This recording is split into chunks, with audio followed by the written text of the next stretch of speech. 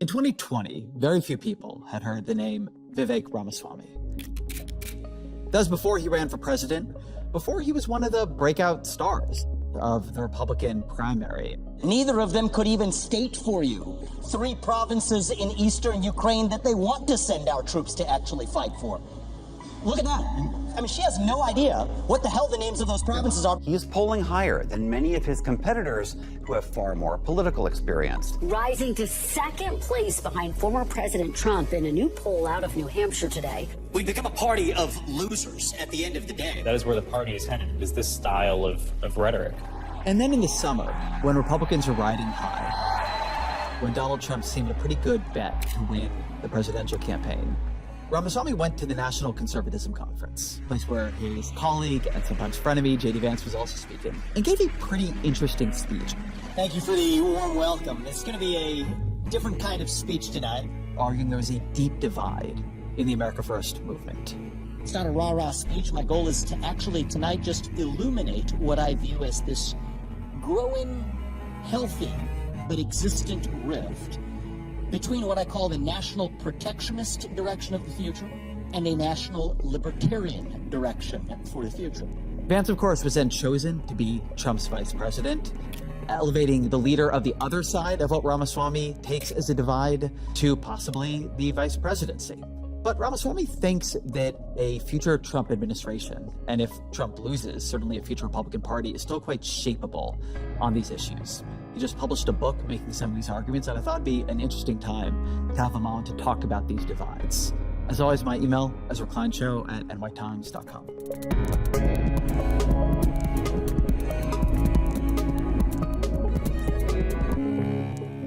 Vivek Ramaswamy, welcome to the show. It's good to be on, man. So in 2022, you told The New Yorker that you recoil when you're called a conservative. In your book, the term you like to use for your movement is, or the movement you're part of, is America First. Mm-hmm. What's the difference between being a conservative and being America First? Well, the reason is I think the term conservative, and I would say everything I'm saying, there's a parallel version of it for liberal and the left, but that's less my concern or what you probably want to hear from me. But what I think the term conservative itself is ill-defined today. And so I think that if there's one thing that unites the conservative movement today, it is its opposition to radical left-wing excess. But if you ask the question of what does it actually stand for, that question I think is far more unanswered. Even the values or the value systems that conservatives are seeking to conserve have in some ways actually been eroded and disappeared in the country, which requires a kind of creation, which has historically been a progressive project rather than a conservative project. That gets a little etymological and philosophical, but in a more practical sense, even the modern conservative movement consists of, I think, a rather widely disparate group of movements within it. You would have the neoliberal informed, or what you might call neoconservative vision of conservatism, Bush-era Republican conservatism, versus a more nationalist America First direction that speaks to certainly my vision for the future of the country. But if you double-click on that, that itself is comprised of at least 2, if not more, different factions within it as well. And so anyway, for me, I think a lot of these labels can be confining, and that's one of the reasons I've tried to maybe go out of my way more so than an average politician to write a larger number of books, articles, take a little bit more, go to the distance a little bit to lay out what my views actually are, rather than to have them be analogized to somebody's pre-existing category of where they try to fit me in. I'm unafraid of being a little etymological. We're here on a podcast. I've been thinking about George W. Bush recently. I have to think about him. He's a big figure in my own cosmology. And he was understood in his day as a nationalist, right? This was an era of flag pins. You're wearing a flag pin right now, like the post 9/11 period. What I see in the America First world is a sense that what came before was insufficiently nationalist. If I was to say what unites all of you together, it is a sense of renewed nationalism, and a sense that nationalism was betrayed, not just by a left that you say has excesses, but a right that lost the plot. In what way was George W. Bush not nationalist?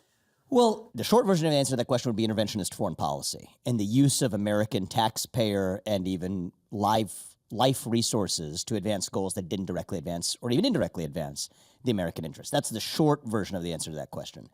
But actually, if you want to go longer form in terms of history here, let's go even further back to the evolution of modern conservatism and how we got to where we are.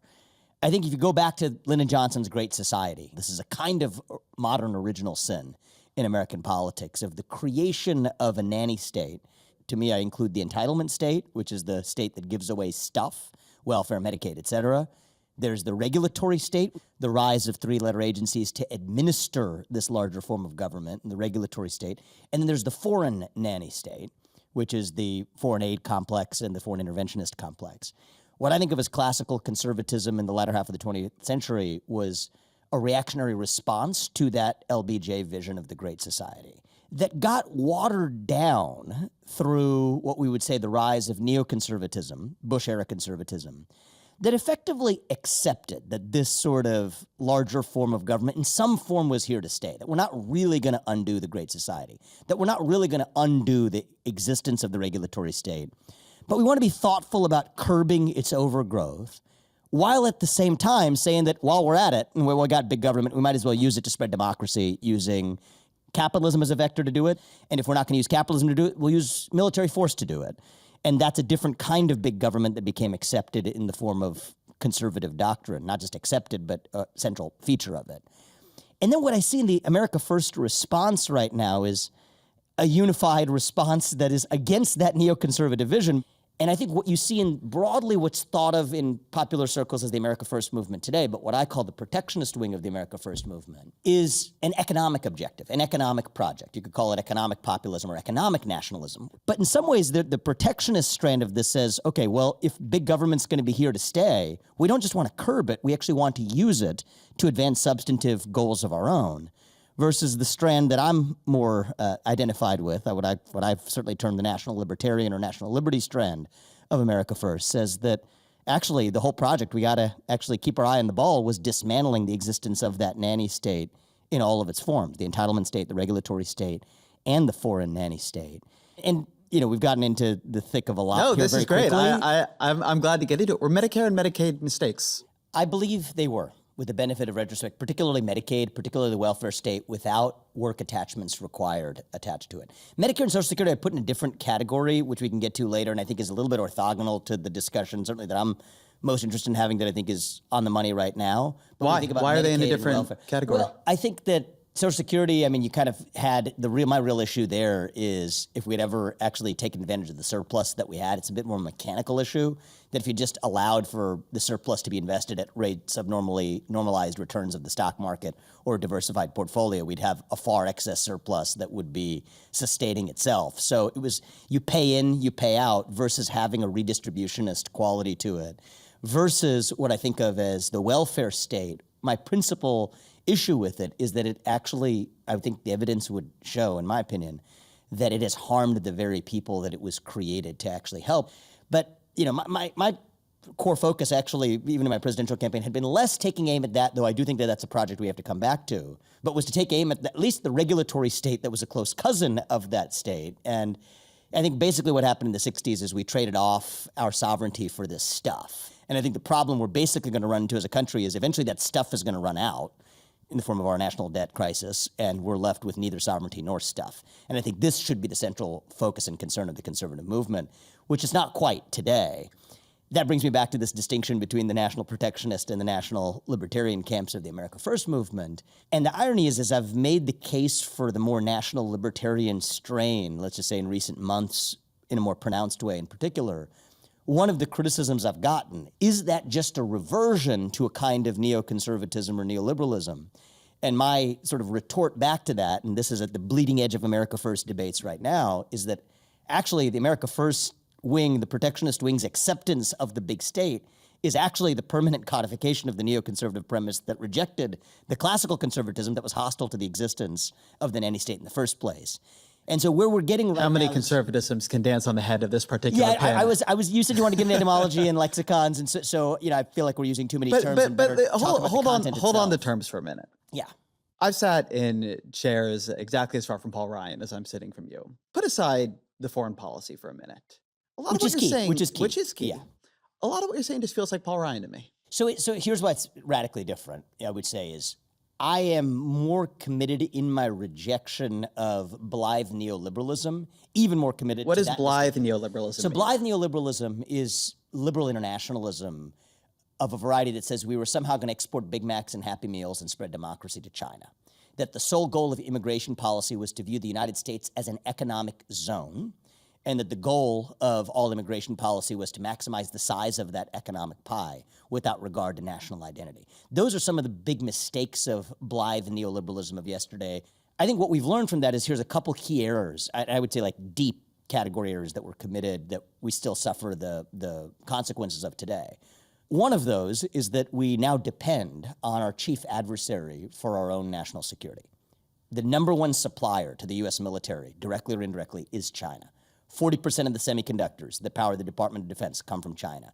Our military industrial base is dependent on China, so much so that Raytheon says that we have to make nice with China. This makes no sense. Like, even if you're a classical Hayek-style libertarian, read The Road to Serfdom, he would even admit and even embrace the idea that a nation cannot depend on its adversary for its own national self-defense. It just doesn't make sense. But that's, I think, the sin number one of the old blithe neoliberalism. And number two, related to this issue of immigration, that somehow I don't care what language you speak. I don't care what your allegiance to the civic ideals of the United States are if you know the first thing about it. If you're going to add some unit of economic efficiency to the U.S. economy, our immigration policy is effectively just a subset of economic policy, which I think has had the effect of eroding our national character and national identity in a way that just wasn't in the scope of concern of the Paul Ryan style worldview of the 1990s. So in that sense, I depart in no uncertain terms from the blithe neoliberalism of yesterday. However, there's a fork in the road then about how one responds to that. If you're really serious about declaring economic independence from China, which I think is a chief and vital objective for the United States, at least in areas critical to our national security, then yes, of course, that means onshoring to the U.S. We're all in favor of that. But it also means, if you're really serious about it, expanding trade relationships with South Korea, Japan, India. You could debate other countries, Vietnam, the Philippines, Australia, et cetera. But if your top goal is to protect American manufacturers from the effects of foreign price competition, then you actually want less trade with those countries. But if that's your objective, then you're necessarily delaying the time period it takes to declare independence from China. So there's a choice. So in this, you sound a little bit more to me like where the Biden administration is than where Donald Trump is. I disagree Well, with that. well, yeah. I'm sure you will. Yeah. But what you're describing is what they often talk about as friendshoring. Before them, what you're describing is what got talked about was actually called the Trans-Pacific Partnership Trade Deal. We are going to encircle China with a series of trade deals, and I'm sure you would have designed the trade deal in terms of climate and labor standards differently. But with Trump, right, has not just a set of China tariffs, but a 10 or 20%, depending on which speech he's giving, tariff on all imported goods from anybody, be they friend or foe. You sound to me like you're interested in this other idea that our trade with friends should go up in order to make trade with China go down. That strikes me as actually more common cause right now with people on the Democratic side than people on the Republican ticket. Well, the first thing I will say, there's a lot of things to say in response to that. First of all, I could care less right now for the purpose of this discussion about what label we overlay on anything, right? Because I think there's deep divides in the Democratic Party, as I think there are. Sure, but I think it's useful to Party. ground things in actual policies people are proposing. But then the second point is Biden's actually kept most of the Trump tariffs intact. And then the next thing we could talk about. Right, but he's not trying to create a universal tariff. Well, that's if he kept all the tariffs that he supposedly would have opposed from Donald Trump. No. He's not trying to create a 10 or 20% universal tariff. He's just not. Well, I think we can get into the essence. Come on, of what man, he's we can get into not. the essence of what Donald Trump is also trying to do, which I think is a little different than what you characterize. He's proposing a 10 or 20% universal tariff. I think he's using the threat of tariffs to be able to accomplish other goals as a negotiator. So you don't think he will do the thing that he's saying he will do? I think that Donald Trump is all about, with respect to the international stage, using our leverage to the maximum extent possible. So we have to sort of assume secret knowledge of what Donald Trump is going to do. Well, I think that he's proven himself to be an apt negotiator for the United States in getting other countries to pony up in contexts where they haven't in the past. And so I think that part of what you're doing by putting Donald Trump there is we're not putting a traditional stuffed suit politician, but you're effectively putting somebody there who keeps other countries guessing in a way that we're able to extract leverage from them as a consequence. But so creates we can't really debate what he's going to do then, right? So you're saying he is running for president on his core economic policy, but we should not evaluate that policy because in office, he'll do something else when he makes I think the way to evaluate Donald Trump is how he performed in his first term. So the way Donald Trump performed in his first term is, I'm going to do what's right for America. I'm going to do it situationally. What best advances America's interests, whatever it is. I think the TPP was poorly executed. You anticipated correctly some of the things I would say with respect to climate change, related objectives, et cetera, that are baked in. But even more so, just to get closer to the meat of it, I think that it's not really free trade when the other side of that trading relationship isn't playing by the same terms as us when it comes to state subsidies, for example. So tariff is a tax, but there's very ways of having indirect tariffs or indirect imbalances in the trading relationship when you have state-related subsidies on one side versus another. If another country or trading partner is applying a tariff to us, either a direct tariff or an indirect tariff in the imbalance of state-sponsored support, then I think it is totally fair game for the U.S. to say, well, we're going to do the same thing in return, even though I believe the best state of affairs for everybody involved is getting rid of that state sponsorship and the tariffs in the first place. And I think if you look in fact, like forget rhetoric and everything else, but in fact, a lot of what Donald Trump accomplished was either leveling the playing field or using the threat of going further than that to accomplish other objectives. That's what we got out of the first term. I think that's fair game. So one thing that is difficult about talking about Donald Trump, both in terms of policies he proposes, but also the first term that he inhabited, is that in both cases, you have a problem of interpretation. So in the first term, it is not just canon among liberal reporters, but canon among Trump staffers that Trump was highly blocked by the bureaucracy that he, in theory, controlled. And a huge amount of the thinking around the America First movement is how to make a second Trump term more responsive to at least what people believe is Trump's interests and desires than the first term was. I don't agree with this sort of vision of Donald Trump as sitting up late at night every night, carefully pouring through proposed trade deals with different countries bilaterally to decide what's in the American interest. He got some things done and didn't change a whole lot of things. But there are theories beneath these. And what I think is interesting about your book, about some of the speeches you've been giving, is a distinction in theory, right? Donald Trump, as far as I can tell, believes, J.D. Vance certainly believes, that we have very zero-sum transactional relationships with other countries and that we are getting robbed on deals. But just in general, we should be pushing to bring much, much more on shore. A lot of trade theorists believe, a lot of people who think about trade believe, you can have much more positive sum relationships. I think that is functionally right now where you are. And my sense is that Trump, the whole theory of those tariffs, right, which is why I take them seriously, at least as an idea of what Donald Trump believes about the world, is that you would just bring back a lot more industrial base if you made all the imports from the rest of the world more expensive. That is, I think, a natural way to look at that. It is the way J.D. Vance explains it. Is your view that Donald Trump does not believe that at core? He's not mercantilist in that way? I think so. So here's the thing about Donald Trump and the coalition he leads right now versus a part of that coalition that has the ideology that you're describing. I think Donald Trump at his core is a pragmatist. And I do believe, and I think it would be boring to have an hour-long conversation about different interpretations of Donald Trump's style, but I'll give you my perspective on it, is I do think that he is somebody who pragmatically is not going to be an ideologue one way or the other on this question, but is just going to look at what makes America a better country and how you're able to exert negotiating leverage in a situation-by-situation basis to get there. What I think is more interesting, though, is there is the ideological strand that you described. And I would go one step further in what that ideological strand thinks it's accomplishing, the protectionist strand. It's not just bringing manufacturing back to the U.S. I think there's even more to the project than that. I think part of the project is also playing with American wages, bringing the wage of the American worker up by saying that effectively you are engaging with slave labor style wages. You could debate or not, but I'm articulating the view that it's like slave labor wages in another country and stuff's made cheaply because of that. You're effectively forcing the American worker to compete at that lower wage if you're engaging in a truly open bilateral free trade relationship. And that's where this bleeds into immigration policy. So trade policy, immigration policy, to the protectionist camp, I think of as more of a subset, actually, of anything, is labor policy. A little bit of industrial policy, but it actually is labor policy at its core. The protectionist view on this is, look, if an American company could pay an American worker $20 an hour to do a job, and they could pay two foreign-born workers, legally or illegally, in this case, sometimes Republicans use the vehemence of our opposition to illegal immigration to confound this much more uncomfortable discussion about legal immigration. But what he would say is, for $20 an hour, if you could pay an American-born worker, but a foreign-born worker, even a legal immigrant, would be doing the same job for $10 an hour, the job of U.S. immigration policy should be to keep those two foreign-born workers out so that the domestic-born worker can actually be paid the higher wage. That's a totally different view from not only classical economic theory, but also my own view of the national libertarian worldview, which is that Actually, the thing we should be caring about when it relates to immigration policy is something else altogether, which is the national character of the United States.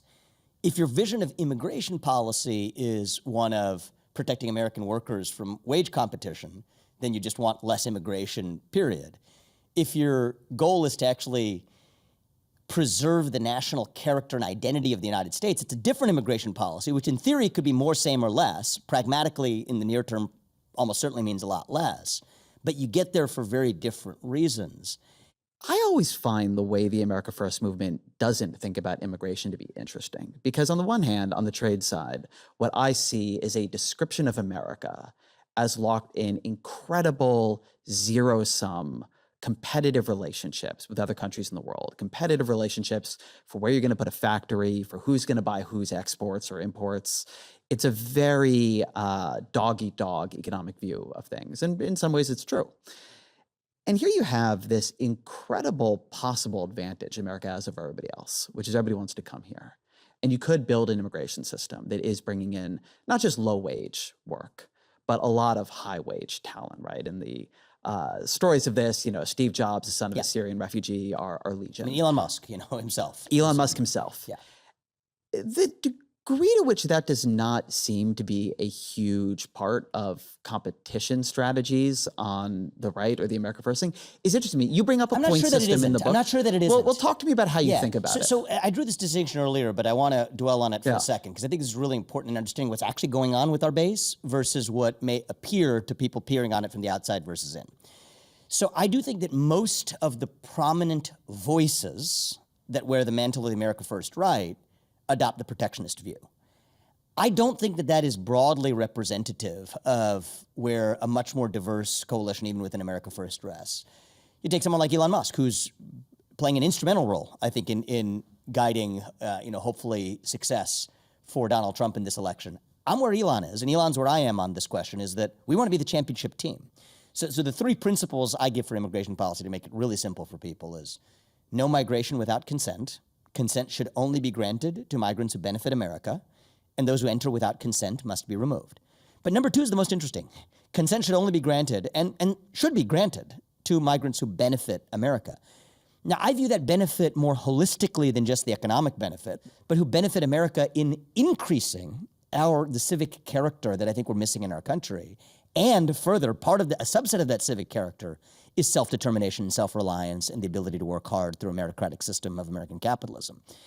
So I think that that is alive and well, actually, in the bloodstream of America First policy. But I think part of what's happened is some of the most articulate, thoughtful, intelligent, and prominent voices wearing the America First mantle on the right, I think, have adopted that more protectionist view that you don't really see fully embodied in Donald Trump. Donald Trump has facets of each of these elements in his policy vision.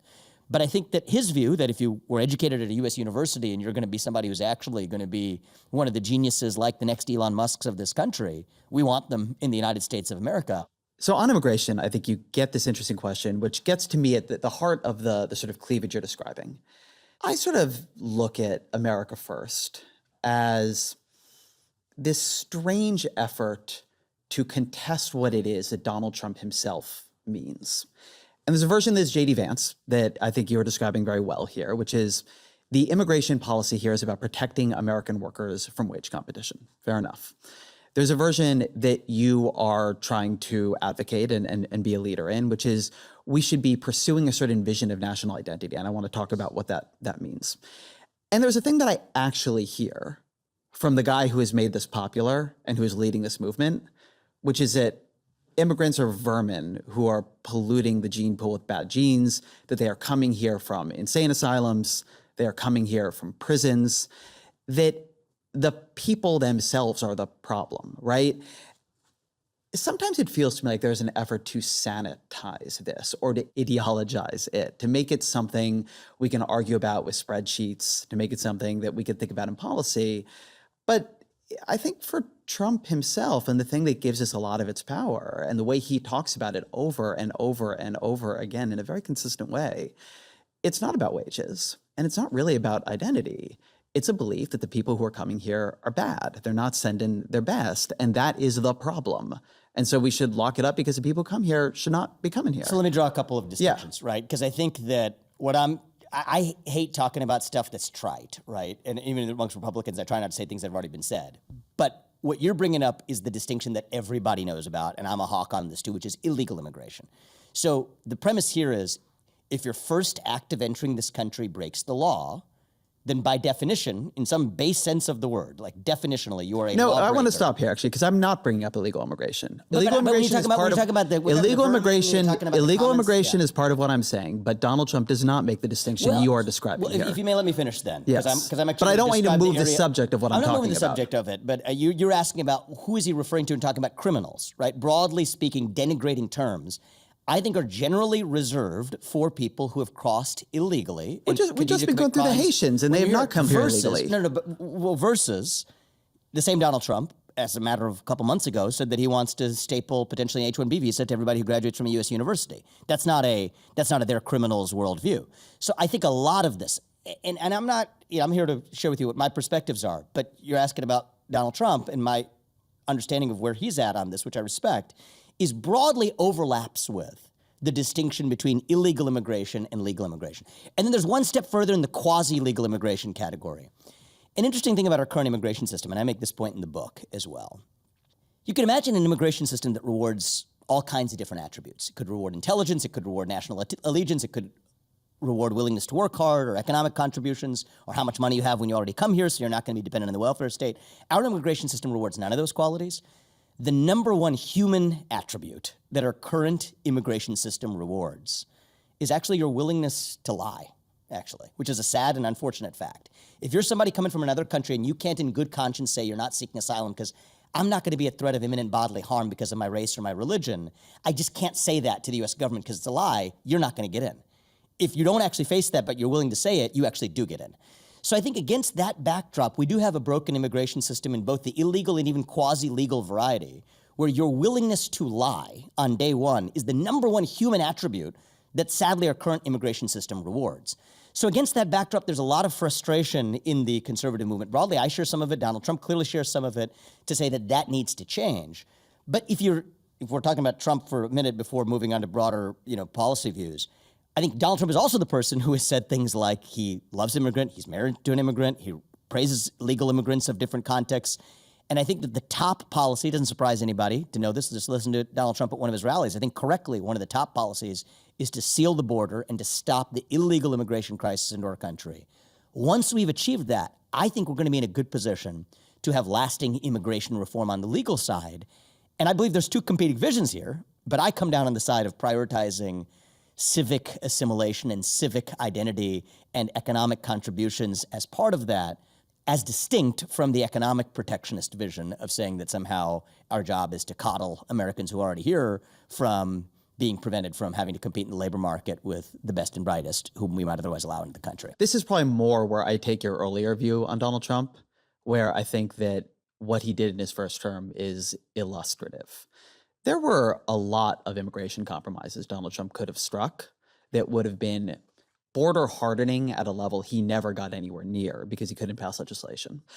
Comprehensive immigration reform is now, I think, an idea associated with the Democratic Party, right? But it could be something that members of the right propose, right? There could be a Vance-Trump policy that describes the border hardening and deportation measures they would like to take, but also describes what a pro-America immigration system would So I be. think that's coming. But I think we got to go in order. And I think this is part of where we lack the ability to have this conversation with intellectual clarity without solving the mass illegal migration crisis But first. the order is weird here because the reason Democrats thought about comprehensive immigration reform is recognizing they needed Republican votes. They put a bunch of things they weren't actually that excited about in there to try to get them. The reason I'd be interested to see Donald Trump and J.D. Vance put something like this out is that if you wanted to legislate on this, you actually need Democratic votes. So making it comprehensive, not just saying my only aim is mass deportation, is actually how you get that. 2 points on this, where I have a different point of view. I think it is actually for uniting the American public around where we eventually land. I actually think it's important to go in 2 steps and not do it in 1 step. I think you got to deal with the illegal immigration crisis first, after which I think you've built trust with the American populace that we can actually have an honest earnest conversation about how we're solving for legal immigration, as opposed to a system where we've really abandoned a lot of the border security policies that have bred deep mistrust in the American populace that anything we're going to do in some type of package hodgepodge deal is actually just a reverse maneuver for accomplishing the same thing that we were accomplishing through mass illegal migration. So for the purpose of building lasting unity around this, I think we need to fix illegal migration first. Once that issue is done, then I think we can have a rational conversation about what legal immigration policy looks like. The thing I want to get at, though, with immigration is, and the point I'm making about Donald Trump is it actually really matters what is motivating somebody. I think that is actually your core point here. Yeah. And I think a lot of the people following Donald Trump are motivated more by what I would describe as policy objectives than he is. But the thing that has motivated a movement, the thing that makes this whole thing powerful, does have animal spirits in it. One of the things I sort of appreciate about the distinction you're drawing between you and what you call the national patronage side of this is that I think what you're describing is closer to the way you would try to turn the animal spirits into policy than the economic side. I think the economic side is trying to sanitize this. Whereas national identity, I actually agree with you on that. national identity is closer to the thing that I think Closer to the flame. Donald Trump feels, that people behind him feel, that is actually getting debated and that we don't really have such a good way of talking about. Because national identity isn't a thing you can measure on a chart, right? Yeah. We don't run studies on how good the national identity is. And so it's actually not always the simplest thing to put into an immigration policy. So talk to me about how you understand what kind of immigration So this helps comment, and harms this the comment you just national made identity. signals to me that I think you really, I don't mean to sound pompous, but you really get this, I think, in a deep way. I think that's a little bit of retroactive re-engineering of what's going on, but what's really in people's hearts is this deeper question of identity. And then we can maybe get to this later. I think what's lurking underneath this entire debate is actually a deeper question of identity, of what it means to be an American, but we can come to that in a little bit. So I think the question here as it relates to immigration policy is closer to identity and American identity. And I would like to translate that to policy through what I consider to be a civic nationalist vision. In some sense, the most upstream view that I have is what it means to be an American is we have an attachment to these civic ideals. And as it relates to immigration policy, how we instantiate that is to say that if you have somebody from another country who has a greater understanding of U.S. history than the average American citizen here, has a greater commitment to the ideals embodied in that history than the average citizen here, is more fluent in the U.S. language or proficient in the U.S. language than the average citizen here, so therefore can communicate and engage with those ideals, and is willing to work harder and embody greater contributions to America than the average citizen here, then we should have an immigration policy that selects for that class of immigrant, which is different than the view of saying the blood and soil vision of identity, say there are certain people who are vested into a tie to this homeland that deserve to be protected and taken care of by their government. And if there are other people who are going to offer a competitive force in the marketplace for labor, it is the job of America First leadership to keep them out. Now, I actually believe what you believe, which is that Donald Trump is actually much more motivated by, and I think a lot of the base behind Donald Trump and the MAGA movement is a lot closer to the flame with where I'm at on this question. It's much more about identity than it is about this economic populism. Two things have always struck me as complicated in this view. One is that national identity is itself malleable. And what different people feel is the nature of attachment to America and the nature of the instantiation of American ideals differs from place to place. I'm Californian. We are a state with very high immigration of people who don't come speaking English. I grew up in Orange County, in a part of Orange County with very high Asian immigration. A lot of the people I grew up with didn't speak English. Amazing Americans, work hard. Their children are amazing Americans. They contributed a huge amount also to the economy of the country. And part of being California, at least in the way I am, part of my national and state identity has to do with the way America assimilates and mixes in immigrants. Mm-hmm. Trying to get at that in a test, one of the things I sometimes find interesting about an argument like yours is I get where you're coming from. But there's this part of you that will, in a minute, tell me about the government's incapacity. All the administrative agencies we need to shut down, all the regulators who might be well-intentioned and want to make the world a better place. I get where you're going, yeah. And then you're going to be like, but what we can do is give people a test on paper. Yeah, so I get that is going to tell I understand us where you're coming from on what this. kind of American they're going to be. So Tell me let me about how you think about just that. start with Yeah. start with a basic premise, because it's a fair point for you to raise. Totally. What I've said is, at the very least, for example, just to people who have not followed my entire campaign but are listening to this conversation, just to understand where I'm coming from, I'm looking at these principles not just to the outside but also to the inside. So one of the controversial positions I adopted during my campaign, which I stand by, is I think every native-born high school senior should have to pass the same civics test that we already require of every legal immigrant who enters this country, which I think every native-born high school senior should be able to pass that, arguably to even be fully viewed as a capital C citizen in the United States. In order to vote. Well, I think that we could debate the way that you implement it, but at least I think every high school senior, let's just say the mildest version of this, which I think should be least controversial and most adoptable, is to graduate even from high school. You should be able to know the same thing about our country that every legal immigrant is required to know before they become a full citizen.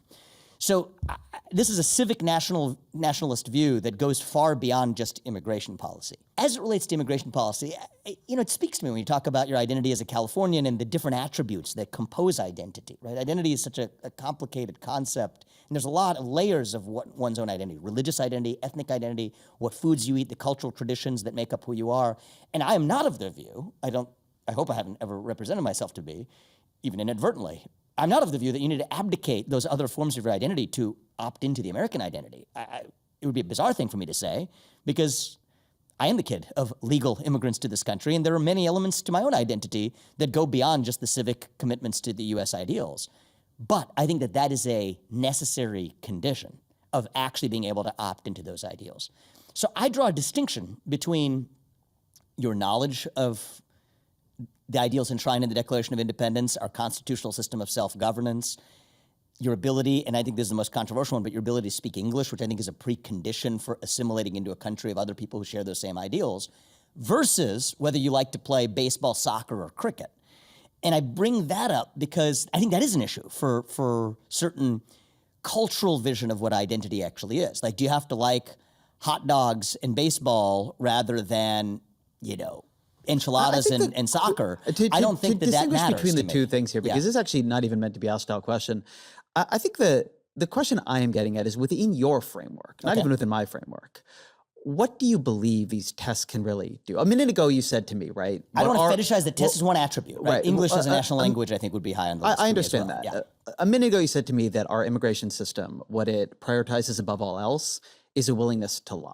Right, because if you come and you'll claim asylum in your view falsely, that gives you, you get brought into the country, at least for a period of time. It's not my view, Ezra. Don't just say in your view. It is what's happening today. I am saying that people can disagree on what is, and in fact, you disagree. You have a whole thing in your book about the rates at which different judges grant asylum claims. Right.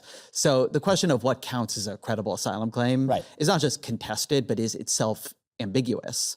And in, among other things, the bill that Donald Trump helped kill, we were going to change the sort of levels of asylum claims you need to be able to make in order to claim that successfully.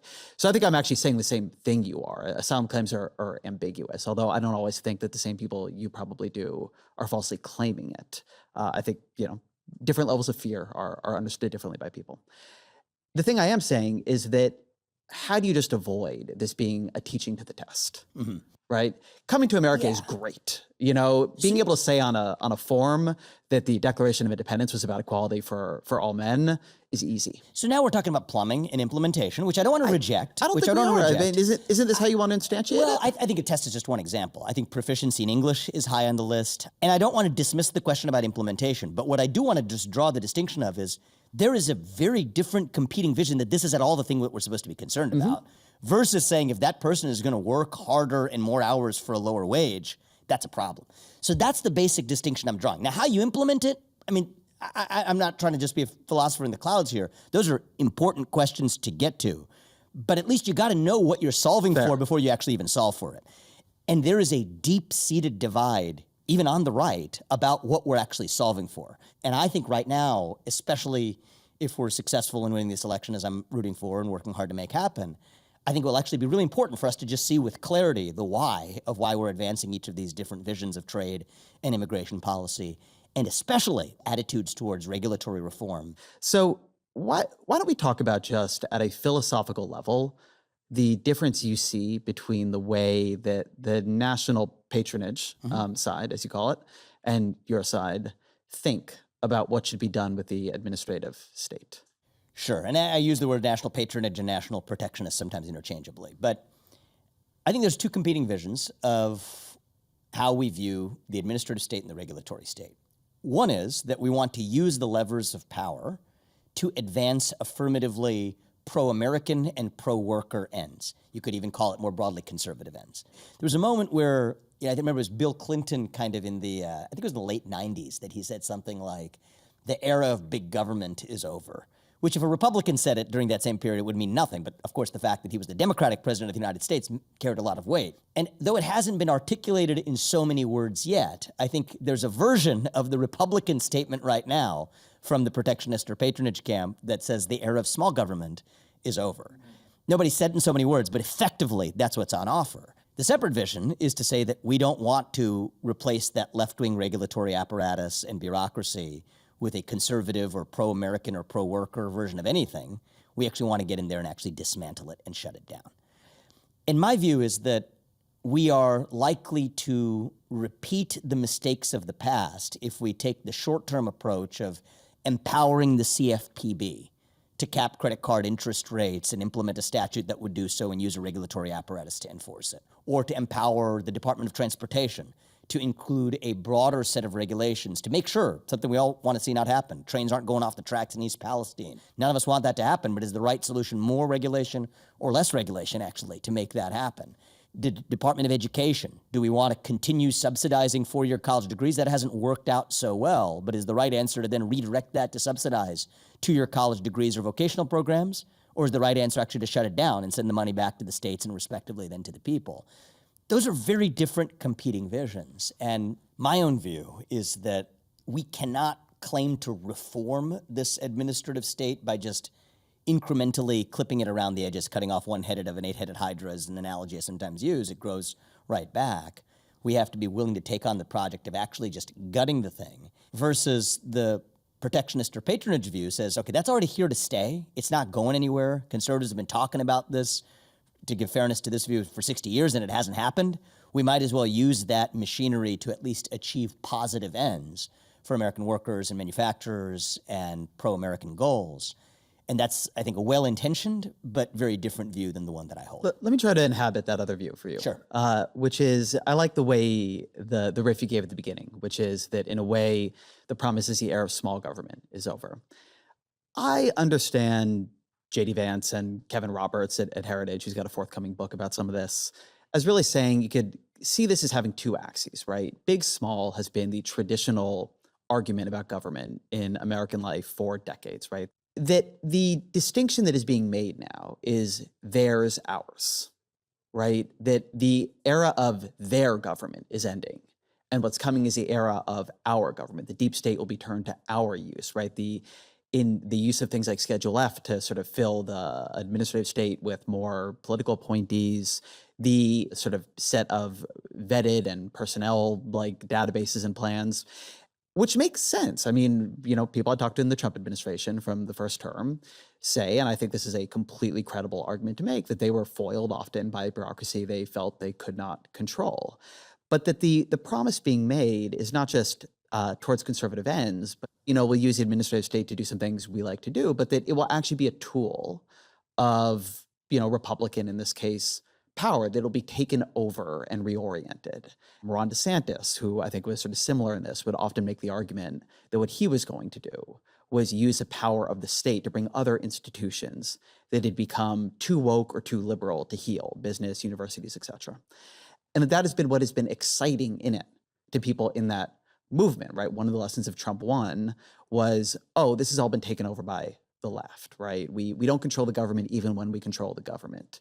And the core promise, I think, of a lot of from Project 2025 to others, sort of MAGA-oriented policy projects has been, no. Next time we will control the government. So I think it is as yet indeterminate. That's the case I would make to you. And again, I come back to this principle that some of the most prominent and most of the prominent and well-spoken voices out there at the top, right, of the intelligentsia have come down on the side of using the levers of power to advance positive goals, or certainly what our movement sees as positive goals. But I see an interesting trend when I travel the country, which is, this will just be maybe interesting to you because it's just rooms I've been in that Maybe you've been in two, but I've been in a lot of them for the last.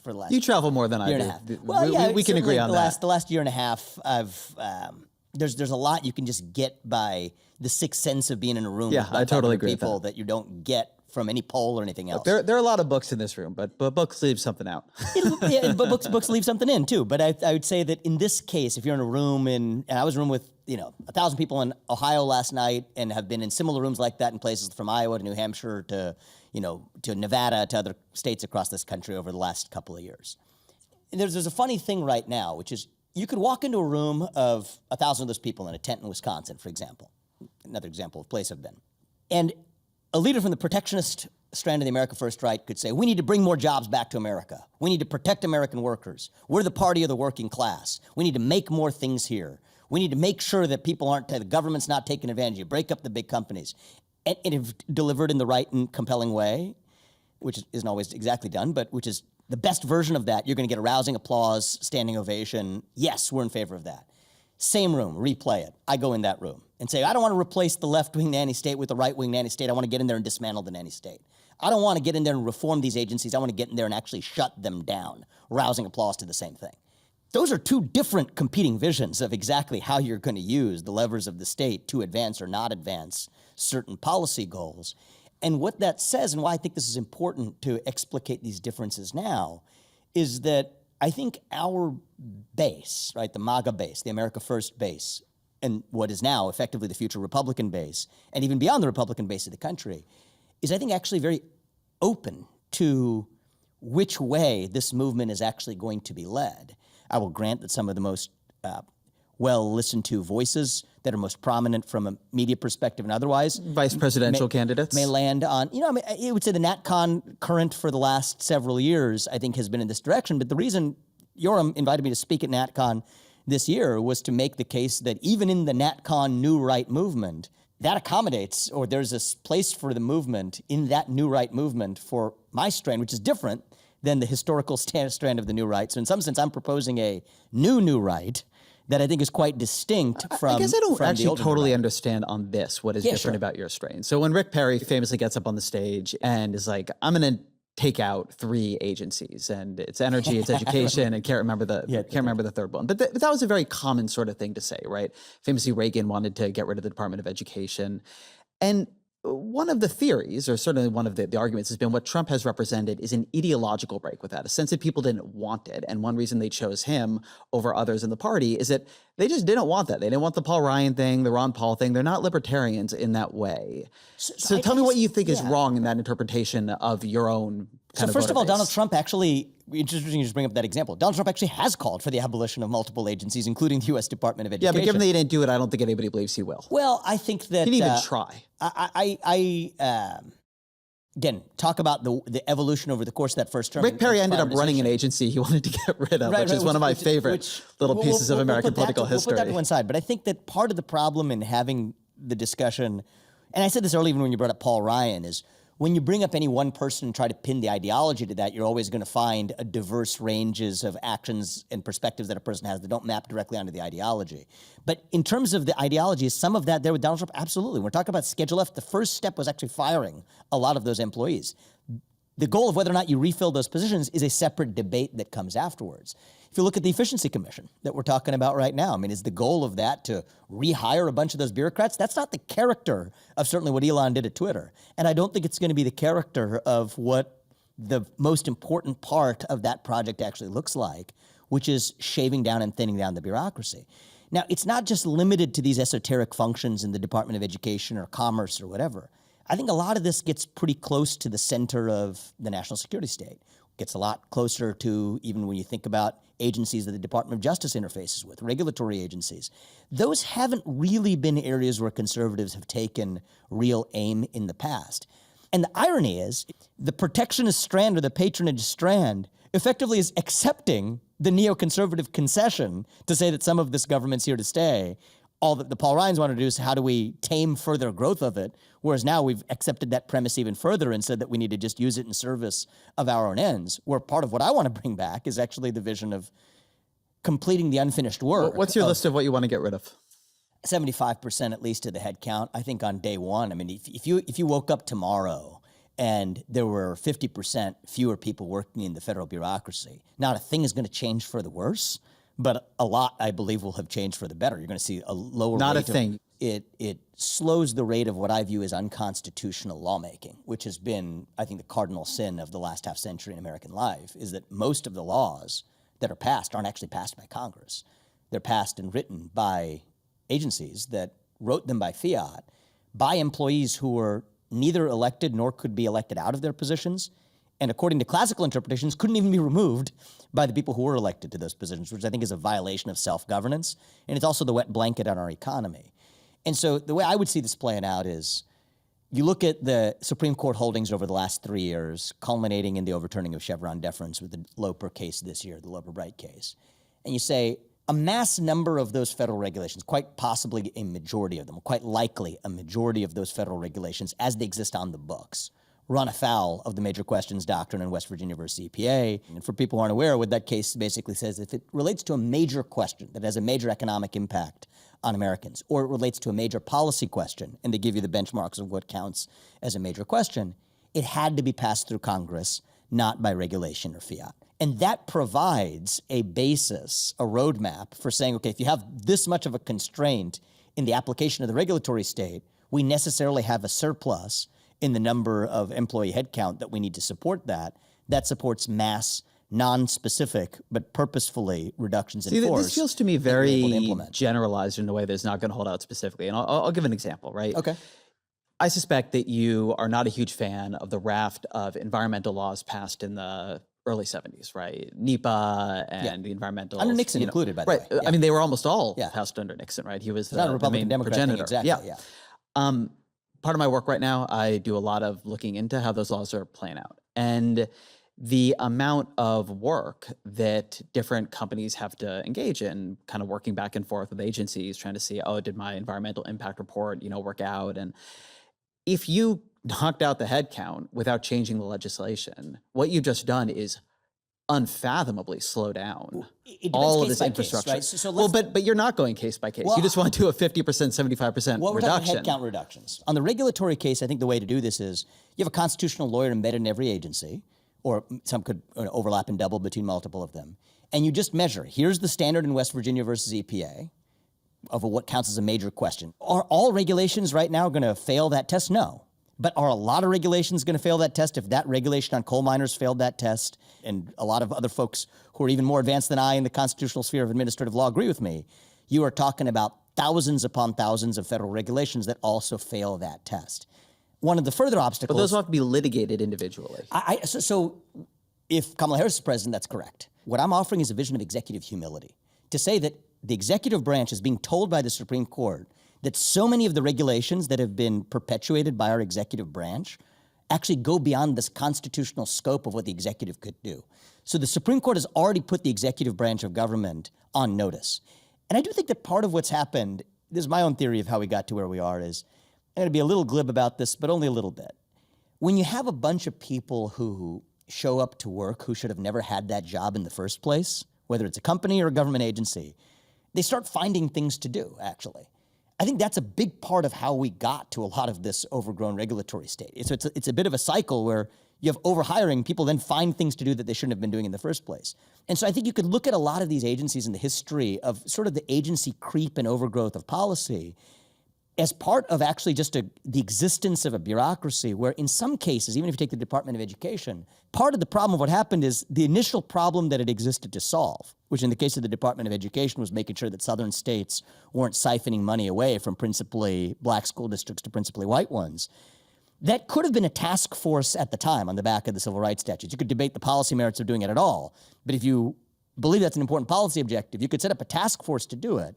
But once that work is done, these agencies don't fold up and go on and redistribute their employees to the civilian or private sector workforce. They go on and find new things to do. So I think the roadmap we've been given by the current Supreme Court anyway gives us a path to correcting this. And then you look at the headcount that's left, it's far less than is required to do what it's been doing, which is far more than it was permitted to do in the first place. If you imagine the sort of national patronage person sitting here, and trying to imagine, and there are a lot of policy plans out here trying to imagine this now, of what the government should be doing. All these ends, right? You were talking about the goals you're actually trying to achieve. You're trying to achieve, as I understand it, more economic growth and less unconstitutional lawmaking. Is that more economic growth and more reasonable- self-governance? More self-governance. And that latter and strand what's is what what's motivates the me most. other other set of goals? How would you describe that piece of it? Do your best, JD Vance. So yeah, I could give you, which I'm not going to do right now because you're not asking me, the sort of the liberal perspective, which is skeptical of self-governance itself, which is the idea that people can't be trusted to self-govern, we'd screw it up, and therefore we need intelligent, educated, trained elites to be able to at least make sure the right decisions are made for the people. But you're not asking about that. You're asking about maybe for the conservative end. And I think it's a parallel argument, which is that we have certain substantive goals that matter to us that we need to achieve by whatever means necessary to protect the forgotten American worker, to protect the forgotten American manufacturer, to be able to, as a government, actually serve the people, a first world nation that doesn't look like a first world nation. So that view would say we got a lot of damage to correct first, and a lot of that damage has been caused by regulatory capture and capitalist overreach that's captured that regulatory state, and it's the job of that apparatus to rectify that damage for the American worker and the American manufacturer who's been left behind and hollowed out and ignored before we ever get to the project of getting to some type of liberty-based fantasy land of getting rid of the bureaucracy. That'd be my beginnings of a best version of steelmanning what I think that view looks like. Well, let me try to add some bits of the steelman here, which is that there are goals that simply need to be carried out in protection of the people that the Republican Party now represents. And I hear this in terms of it's been one of the unusual kind of alliances where you have people like JD Vance who will praise Lena Khan's FTC as doing a lot to break up economic power and that creating more competition and being good for American workers. I think there's a lot of view of, and there are speeches of this at NatCon about how could you use regulators to try to build a more pro-life federal government, right? A federal government that is using more of its power to protect the unborn. And to me, this is not a way station, as I understand it, on the path to perfect liberty where we've gotten rid of these bureaucracies. It is a view that the end goal here is not liberty as defined by the absence of government or liberty even as defined by self-governance, but it is, more families, right? So we're not privatizing virtue as the language goes. We're not privatizing right? virtue, but we're also seeing wages go up. I mean, I understand the ends of a lot of this movement now is fundamentally saying, look, if you look at a lot of these Midwestern communities, you see family breakdown, you see people without jobs, you see low wages. I think that's right. And more of all government policy, from trade policy to the administrative state, needs to be in service of creating the conditions under which you will have stronger families, stronger communities, and as such, the conditions under which more of what gets called virtue arises. That's my best sort of I think version of those are good additions, actually, because I think that does further and even more robustly represent the case for the use of muscular state power and intervention to achieve positive substantive goals. And I want to draw an important distinction in my own view here, which is that I advocate my position not because I think that the liberty view is more important than serving American workers or manufacturers. I offer my view because I think that is actually the path to better serve American workers and manufacturers in the long run. I don't want to see America become some backwater country on the other side of an ocean from a new rising power. We saw what that looked like in 1776. I don't want America to become the next Great Britain. I think we are a nation in decline, and I think that the patronage view may attenuate the trajectory of that decline and the experience of that decline for certain people who are alive today over the span of their lifetime, but it does not fundamentally alter that trend of decline. When I was coming up in journalism and economic policy journalism in particular, the big critique that more liberal people or more lefty people would make, often me included, of the dominant trends in democratic economics was that it didn't take power seriously, that in your models there was no variable for power. When you think about how a worker and a firm are going to come to a mutually agreeable contract with each other, the firm's completely asymmetric power over the worker is not being sufficiently taken into account in your models of, mutually beneficial negotiation. And I sort of see a lot of this argument now being made on the right, that from the right towards the right, right? That we, the right here, have not taken power seriously into account, and we need to start. And that's where you end up getting things like more affection for Lena Khan, or you've talked about the Consumer Financial Protection Bureau, which you would like to eliminate, you're harshly critical of.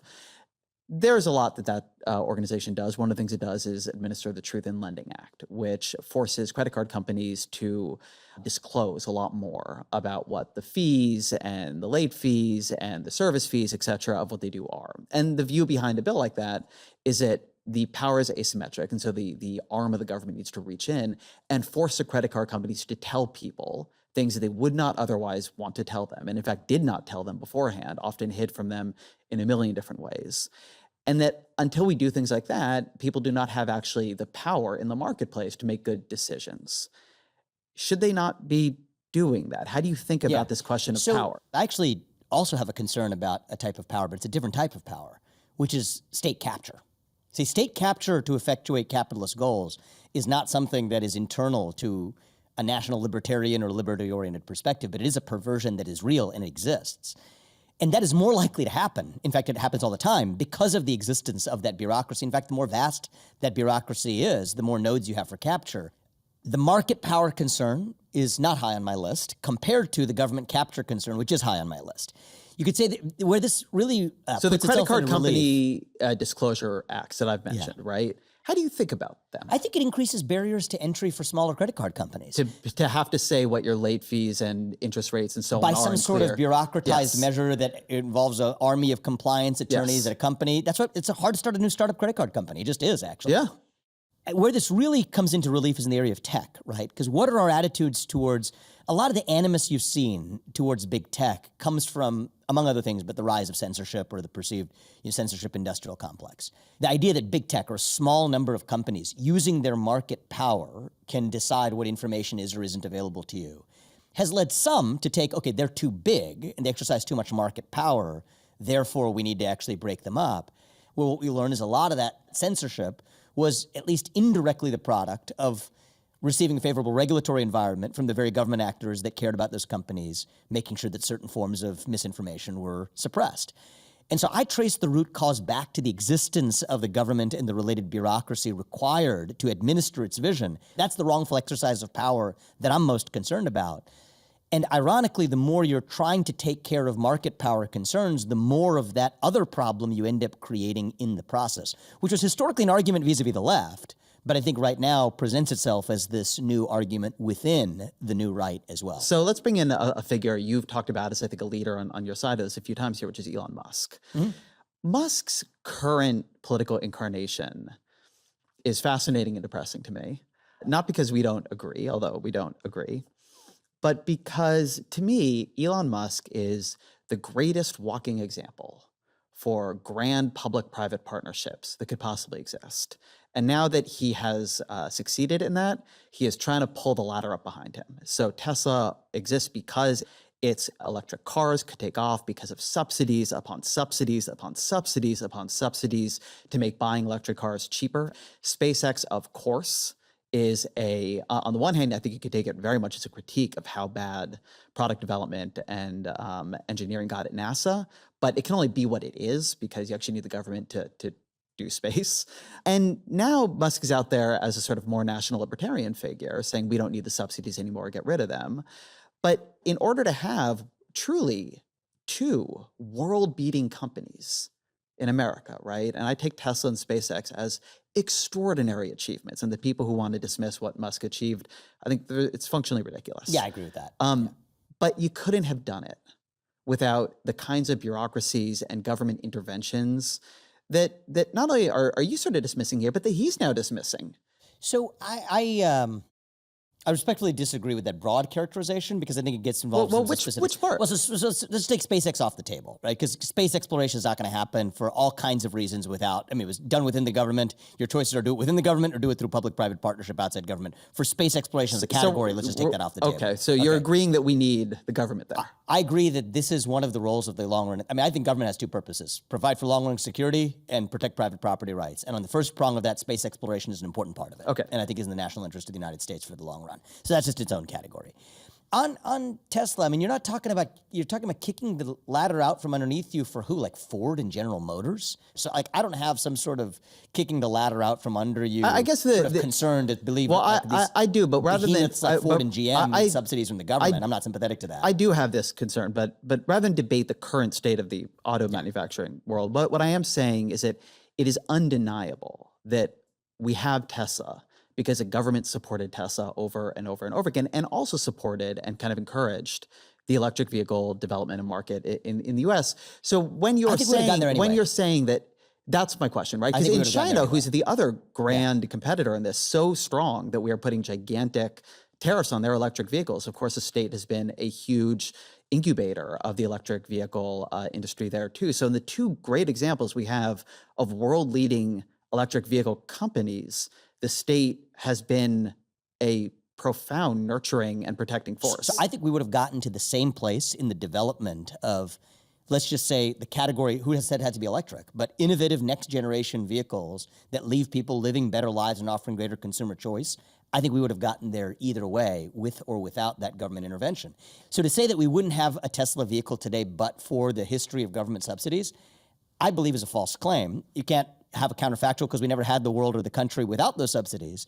But we have counterfactuals by way of innovative industries in a diverse range of sectors outside of electric vehicles that prove that without the government intervention, we achieved that same form. Well, this one's hard because we'd have to go sort of actual industry by industry and see, well, where was the important research done? Where were there actually subsidies? But I guess this is also a disagreement rather than, we definitely disagree here, but I feel like this is also actually an interesting disagreement between you and where the national protectionists and also, for that matter, the Biden world has gone, which is there's been a huge revival of a belief that you need high levels of industrial policy to nurture American industries, particularly in a world where the reality is you have China, you have the European Union, you have Japan and South Korea and others. Semiconductors are another very good example of this. Let's talk about semiconductors, actually. I love talking about semiconductors.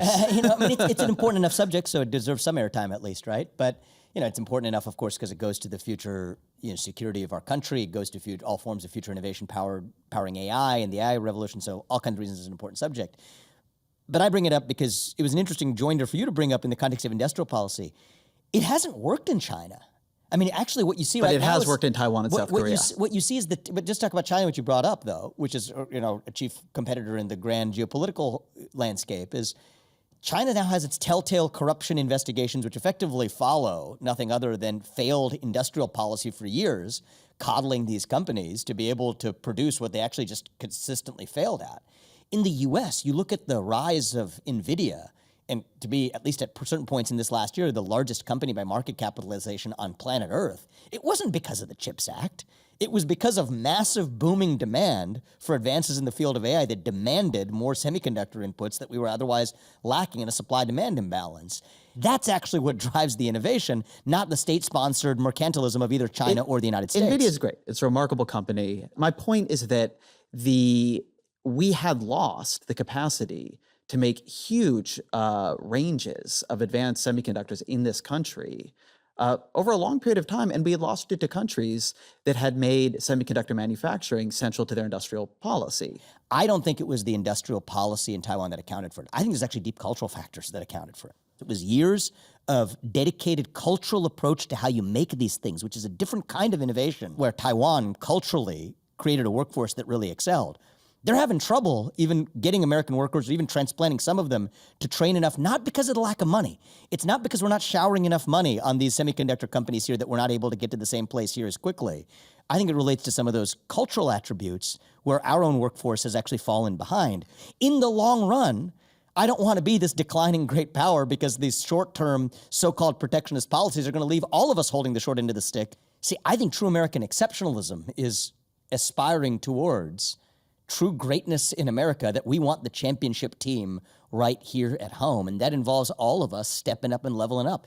The same message that I've preached to the left, right, of victory over victimhood, self-reliance and self-determination, I think applies to all of us right now. And we got to, eat our own cooking is my own view for the long run, because that's going to be better for the American worker and the manufacturer over time, rather than creating the artificial conditions of shielding ourselves from what eventually is going to be China or somebody else, or China and somebody else, inevitably otherwise eating our lunch, and what that future looks like. So that's where I'm coming from.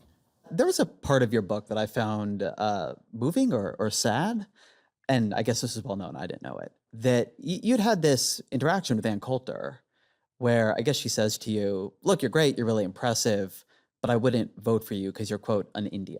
You are so bright and articulate, and I guess I can call you articulate since you're not an American Black, but I still would not have voted for you because you're an Indian. And before we get into the sort of bigger point you draw out of that, what was just that moment like for you?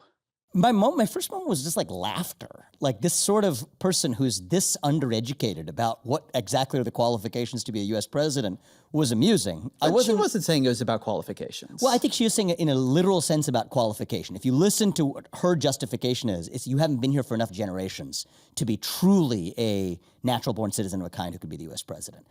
And her view, embedded in this, is that how American you are is a function of how many generations your bloodline is tied to the United States of America. And I reject that view, actually. I think that a citizen is a citizen of this country, period. And I think if you have been born in this country, you pledge allegiance to this country, those ideals, whether it's one generation, two generation, or 10, there's not a spectrum of Americanness. Another way of saying this is Americanness is not a scalar quality to me. It is a binary quality to me of whether or not you're an American citizen. And she just fundamentally doesn't share that view. Part of what she was doing, though, is I think also just trying to be provocative to maybe get a little bit more attention than that interview otherwise would have gotten. And I had to play a little bit nicer than I would have if we were in a neutral forum. I'd invited her, for God's sake, on my own podcast to have her air some of the criticisms that she had of me during the presidential campaign. So gave her a respectful chance to share her view, but I think she's dead wrong. I think there's three competing visions of American identity lurking underneath the surface of the America First movement. One is the one that I share, which is that there's a shared set of civic ideals that brought together a divided polyglot group of people 250 years ago, enshrined in the Declaration of Independence and operationalized in the U.S. Constitution. And that's what unites America, and your commitment to those ideals is what defines whether or not you're an American. I think there are two other competing visions. There's more of a blood and soil conception of American identity, which is that you vest into how American you are based on how many generations your family and your lineage has been attached to the soil of this nation. Yeah, how many people are in your Kentucky cemetery plot, for example. instance? And the blood and soil, you are inextricably linked to this land. On this view, you'll have the view, that people won't be willing to fight for abstractions or abstract ideals, but they will fight for their homeland. I disagree with that. This is J.D. Vance's convention speech. Well, I think it's representative of a broader worldview in some segments of the NatCon world.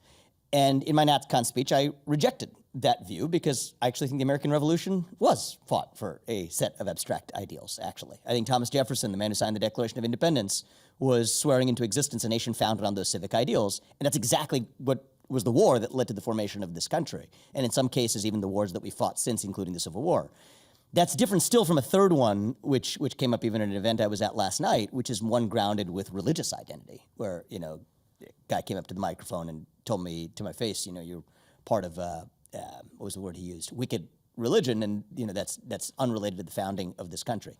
But those are three different competing views of American identity. Many people misunderstood Ann Coulter to be in the third category of this, which she's not. When you try to, I guess to yourself, steelman the spectrum of Americanist view, which is, I think, the blood and soil Americanist view. When J.D. Vance was on the stage and he I'd heard this in his NatCon speech and then he did it at the Republican National Convention, and he gives this sort of long story about proposing to his wife and saying, look, I got a bunch of debt and I've got a cemetery plot. And of course I'm biased because I love my wife and her family, but it's true. Now, when I proposed to my wife, we were in law school, and I said, honey, I come with $120,000 worth of law school debt and a cemetery plot on a mountainside in eastern Kentucky. And spins that into this broader point, which I've also said is a little bit weird because it ends up framing him as more committed to the country than the person he's proposing to. But what he's saying is that there is something about this being your land and your father's land and your father's father's land that makes you a partisan of it and makes you belong to it. In a way, my father is from Brazil, right? I am the son, I'm the first generation of that side of my family to be American. When I look inside myself, I don't feel less American than people who have a longer relationship here. But when you are around people who do feel that way, and right, your movement is rife with them. And what do you think they are saying? And it's interesting because you brought up JD a couple of times. He and I actually, our friendship goes back. We were law school classmates, and I was with him as recently as yesterday.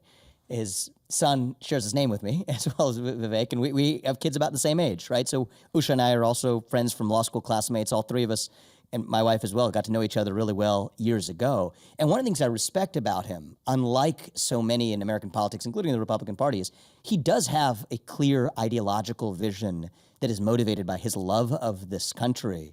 And our friendship has been based, even dating back 10 years, long before we each entered politics, on having healthy degrees of discussion and debate and honing one another's perspectives along the way.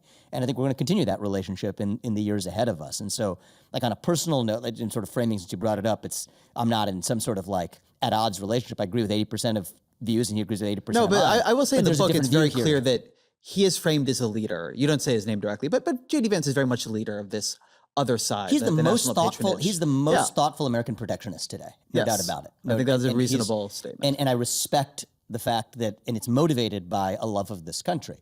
On this question of Americanness and identity, this is the way national identities are normally built, right? So in some sense, the default presumption has to belong to this other side, the blood and soil vision. Like that has to be the default. We think about the national identity of Italy or the national identity of Japan, right? The feedstock, the genetic stock, the lineage, the ancestry. That's what makes, just as a human being, viscerally, the way we're wired, tied to a nation, part of what gives that allegiance to the nation some meat, some substance, some heft, is that genetic bloodline tie. Like that's just the way it's always been. So that has to be the default. Now, I think what made America unique, I would say exceptional, and this goes to the question of American exceptionalism and whether you believe it and it's possible, is that America wasn't that, actually. Broadly speaking, basically the only major nation in human history that was instead founded as a creedal nation, a nation that was tied to a set of ideals enshrined in the Declaration of Independence and U.S. Constitution. Not even religious ideals, but civic ideals that transcended ethnicity and even religion. So that's what made America different.